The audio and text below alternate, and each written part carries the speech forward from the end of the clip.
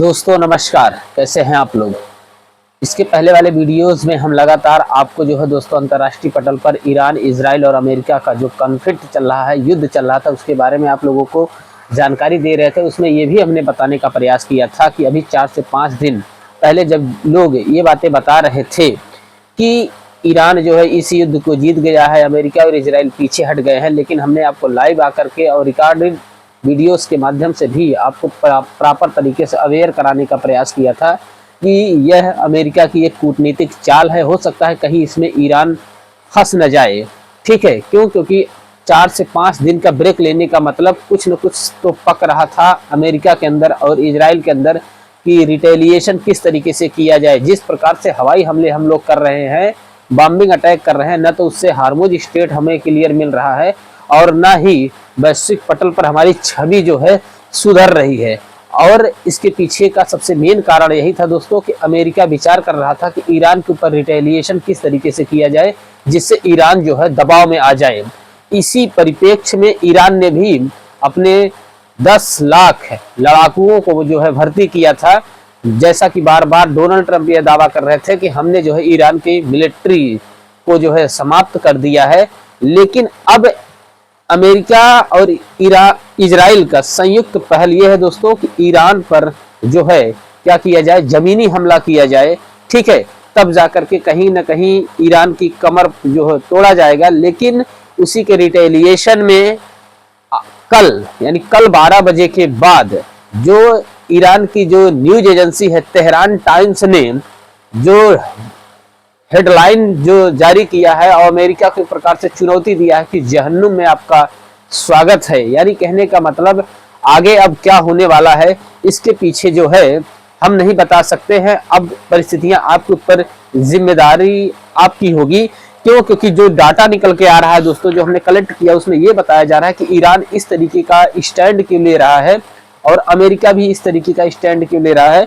इसके पीछे का सबसे मेन कारण है कि अमेरिका और इजराइल की संयुक्त सेना ने जो ईरान के यूनिवर्सिटीज पर जो बम्बिंग किया, अटैक किया है, उसके लिए ईरान बार बार दबाव बना रहा है कि अमेरिका इस चीज यूनिवर्सिटी पर जो हमला किया है इसके लिए वो कम से कम माफी मांगे। लेकिन अमेरिका इस चीज को माफी मांगने के लिए जो है कहीं से भी वो पीछे हटने का मतलब माफी मानने के लिए अमेरिका तैयार ही नहीं है।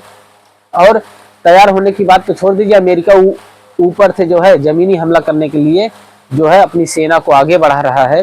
अब परिस्थितियां ईरान के लिए बहुत ही भयावह हो चुकी हैं। क्यों? क्योंकि पहले तो इतनी बॉम्बिंग की गई है अमेरिका और इजराइल के द्वारा ईरान के ऊपर, हालात तो उसके और भी खराब हो चुके हैं। अगर जमीनी हमला होता है तो समझ जाइए कि ईरान की जो जमीनें हैं वो भी ऑक्युपाइड हो सकती हैं। लेकिन क्या ईरान ने तो समर्पण नहीं किया है? क्या ईरान अब भी जीत सकता है? दरअसल ईरान का जो है दोस्तों उसी के बारे में थोड़ा सा हमने जो डेटा निकाला है आप लोगों के मध्य पहुंचाने का प्रयास कर रहे हैं। उसमें समस्या ये है दोस्तों कि ईरान यदि जमीनी हमला हुआ, अमेरिका अगर जमीनी हमला कर रहा है तो सबसे पहले आप ये जान जाइए दोस्तों कि जमीनी हमला में हो सकता है कि जो ये युद्ध चल रहा है सेना और सेना के बीच में, हो सकता है सेना और सिविल के बीच में न हो जाए, ठीक है, सिविल वार न हो जाए। ईरान की जनता भी जो है दोस्तों कहीं रिटेलिएट न कर दे और तब परिस्थितियां और भी भयावह हो सकती हैं। लेकिन ईरान ने जिन 10 लाख लड़ाकुओं को भर्ती किया है, अमेरिका और इजराइल का प्लान ये है कि इन्हें ईरान में ही रोका जाए, ठीक है। उनका मानना है कि ईरान की जो मिलिट्री बची है या जिस तरीके से मुस्तफा अली खुमैनी लड़ाकुओं को भर्ती कर रहे हैं, उसका पूरा प्लान है कि इन लड़ाकुओं को या कहें जो भी IRGC जिसे कहा जाता है इस्लामिक रिवोल्यूशनरी गार्ड जो बनाया है अयतुल्लाह खुमैनी ने, उसके बाद ये जो है अब अपने निर्णायक मोड़ पे आ रही है। यानी कहीं न कहीं आप ये समझ जाइए कि IRGC का जो मेन उद्देश्य था कि अमेरिका से लड़ने का, अमेरिका से बचाव के लिए जो उसे बनाया गया था IRGC का, उसका सही समय अब आ गया है दोस्तों। क्यों? क्योंकि अमेरिका और इजराइल संयुक्त रूप से जो है ईरान में जमीनी हमला करने जा रहे हैं। जमीनी हमला का मतलब यही होता है दोस्तों जितनी दूरी तक उनके गोला बारूद बम और सैनिक पहुंचेंगे, जितनी छावनियों को वो लोग कब्जा करेंगे, वह पूरी की पूरी जमीन जो है ऑक्युपाइड हो सकती है अमेरिका और इजराइल के लिए। ठीक है, उनमें चाहे उनके एयरबेस हो सकते हैं, यूनिवर्सिटी हो सकते हैं, उनके प्राकृतिक संसाधन हो सकते हैं, उनके डैम हो सकते हैं, उनकी झीलें हो सकती हैं। ठीक है दोस्तों, उनके समुद्री इलाके हो सकते हैं। ऐसी परिस्थितियां अब ईरान के लिए जो है कहीं न कहीं क्रिएट कर दिए हैं इजराइल और अमेरिका। लेकिन ईरान भी पूरी मुस्तैदी के साथ जो है दोस्तों पीठ पीछे नहीं दिखा रहा है, बल्कि वो सीने पे गोली खा रहा है। ठीक है, तो यही सब परिस्थितियां समझिए कि अब हुआ क्या है कि ईरान ने सिर्फ दो टूक कहा कि आप यूनिवर्सिटी के ऊपर हमला किए हैं, आप जो है माफी मांग लीजिए। और माफी हो चाहे बेंजामिन नेतन्याहू हो चाहे डोनाल्ड ट्रंप हो, बल्कि माफी मांगने की बात तो छोड़ दीजिए, वो अमेरिका के जो राष्ट्रपति है डोनाल्ड ट्रंप, वो इस तरीके के बयान दे रहे हैं, ऐसा लग रहा है कि जैसे उन्हें इस युद्ध से कोई फर्क ही नहीं पड़ा है।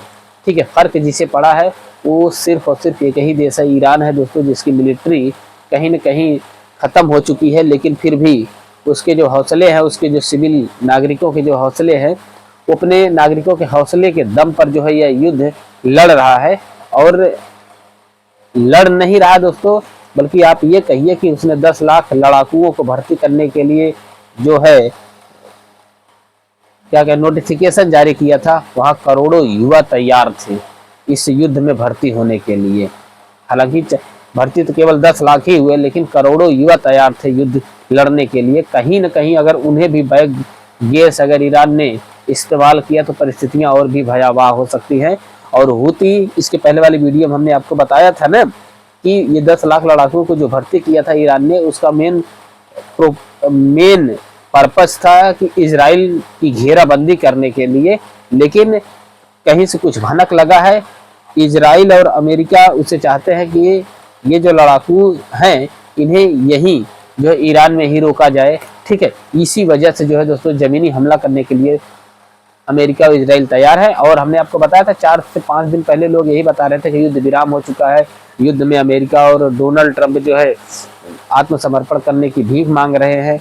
या कई लोग तो किताबों में, सोशल मीडिया के माध्यम से ईरान को विजेता भी घोषित कर दिए थे। लेकिन हम ऐसा कुछ नहीं कहते दोस्तों, हमने कहा था कि यह अमेरिका और इजराइल की एक कूटनीतिक चाल है। हो सकता है उनके हथियारों का स्टॉक खत्म हो गया होगा, वो इसीलिए थोड़ा सा 4 से 5 दिन का ब्रेक चाहते हैं, या कुछ न कुछ वो लोग लंबा कुछ सोचने का प्रयास कर रहे हैं। दोस्तों अगर कोई व्यक्ति युद्ध विराम करने के बारे में सोच रहा है तो वो जमीनी हमला कैसे करेगा। अब वही हुआ दोस्तों, 4 से 5 दिन के बाद यही डोनाल्ड ट्रंप ने 4 से 5 दिन में यही निर्णय लिया है कि अब हमें जमीनी हमला करना चाहिए। क्योंकि जमीनी हमला तभी किया जाता है दोस्तों जब ऊपर से हवाई हमला होता है। हवाई हमले के बाद जो है वहाँ का इंफ्रास्ट्रक्चर पूरी तरीके से निस्ताना नाबूद हो जाते हैं, ध्वस्त हो जाते हैं, और चीज़ों को फिर से रेगुलेट करने में बड़ी दिक्कत होती है। और इसी समय अगर आप जमीनी हमला करेंगे, ठीक है, तब परिस्थितियां और भी जो है विपरीत हो जाती है। जैसे एक प्रकार से आप ऐसा समझे कि अगर आपको किसी के घर पे हमला करना है तो सबसे पहले आप एक बार हमला कर दिए, 2 से 3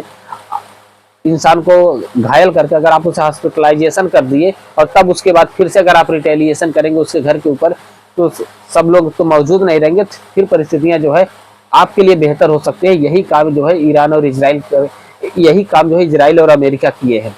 ठीक है, पहले उसके मिलिट्री बेस, पहले उसके जो सैनिक अड्डे थे, पहले उसके जो भी विद्रोही संगठन थे उन्हें अमेरिका ने कुचल दिया। उनके जो हेडक्वार्टर्स थे वहां पर बम्बिंग अटैक किया, उनके जो फूड चेन था उसे ध्वस्त कर दिए, उनके जो व्यापारिक मार्ग थे उन्हें ये लोग बाधा पहुंचाए।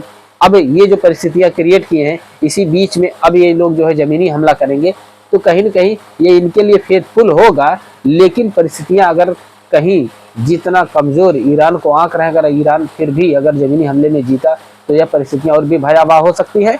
क्यों? क्योंकि ईरान ने सीधा सीधा चेतावनी दिया कि जो खाड़ी के देश है जहां पर आपसे 25 से 30 यूनिवर्सिटीज है, वो चाहे जॉर्डन में हो, लेबनान में हो, सऊदी अरब में हो, कुवैत में हो, मस्कत में हो, या फिर दुबई में हो, ठीक है, यमन में हो, जितने भी आपके इन खाड़ी देशों में यूनिवर्सिटीज हैं, आपने हमारे यूनिवर्सिटी पे हमला किया है, हम भी आपके यूनिवर्सिटी पर रिटेलिएट करेंगे, हमला होगा। और कल 12 बजे के बाद, यानी भारत के टाइम से देखा जाए, यानी आज जैसे हम सुबह ये वीडियो रिकॉर्ड कर रहे हैं, आज 12 बजे के बाद, ईरान के टाइम से 12 बजे के बाद, और भारत के हिसाब से देखा जाए तो 2 बजे के बाद, और अगर अमेरिका का टाइम इमेजिन करेंगे तो उस समय सुबह का 4 या 4:30 बज रहा होगा।